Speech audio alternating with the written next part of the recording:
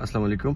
نن در څه ډېر اهم ویډیو شاملوم. ویډیو زموږ د بېخوابۍ لپاره ده چې کوم خلکو ته د بېخوابۍ مسله ده، چې کوم خلکو له خوب نه ورځي یا د شپې د خوب مسلې ورته وده کېږي نه یا ورته د خوب تکلیف وي، هغې خلکو لپاره دا ویډیو ده. او ویډیو پوره وګورئ، انشاءالله ډېره غټه فایده به ورته وشي. یو دوی درته ښیم چې چاته هم د خوب تکلیف دی یا د شپې له خوب نه ورځي، که هغه لوی وي یا ماشومان وي. نو موږ خلک اکثره ماشومان له پینرګان یا دغه شان که لوی خلک وي هغه د نشې مختلف قسمه ټرانکولایزر یا د نشې دوایي نه خوري. یو دوی به ورته د هومیوپیتیک ښیم چې بالکل سډیشن شته، نه پکې چې کوم نه، نو مطلب داسې نشه شته، نه پکې سعادت شته، نه څه ټرانکولایزر دی.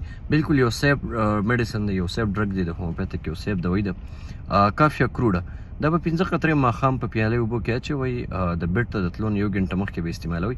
انشاءالله د لږ ټایم استعمال سره بلکې تاسو ته به د خوب چې کوم مسله ده دا به حل کېږي. چې کله هم ستاسو خوب نارمل شي بالکل د تاسو پرېښودی شي، دا به بیا نه وي چې مطلب ما دوی ونه خوړو ما له خوب نه راځي، یا مطلب لکه عادت بیا نه اخلئ.